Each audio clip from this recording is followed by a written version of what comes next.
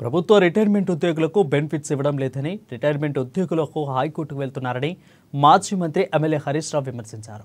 ఉద్యోగుల సమస్యలను అసెంబ్లీలో ప్రస్తావనిస్తానని తెలిపారు. సిద్దిపేట మీద ప్రభుత్వం కక్ష కట్టిందని కొనసాగుతున్న పనులను నిలిపివేసి కొడంగల్కు తీసుకువెళ్లారని తెలిపారు. ఎన్నికల ముందు అన్ని ఇస్తామని చెప్పి ఇప్పుడు కొన్ని ఇస్తానని చెప్తున్నారని అన్నారు.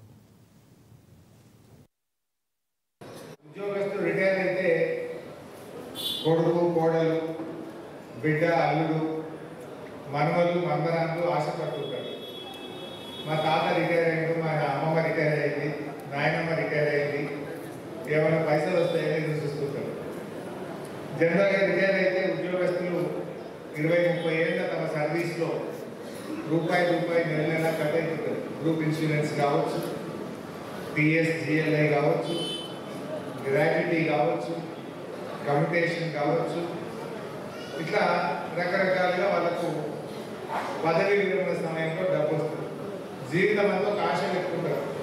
రిటైర్ అయినాక ఇల్లు కొనుక్కుందామన్నా, రిటైర్ అయినాక అల్లుని కొట్టుకునే ఏమైనా పైసలు ఉంటే అవి పెడదామన్నా, లేకపోతే బిడ్డకి ఏదైనా సాయం చేద్దామన్నా ఆశ పెట్టుకుంటారు, ఎదురు చూసుకుంటారు ఆ పైసల కోసం.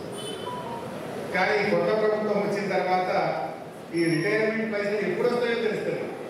కనీసం 3 నెలలకు ఇస్తాము, 6 నెలలకు ఇస్తాము, ఏడాదికి ఇస్తాము, ఇప్పుడు సగం ఇస్తాము, రేపు సగం ఇస్తాము, గాలి దీపం లెక్క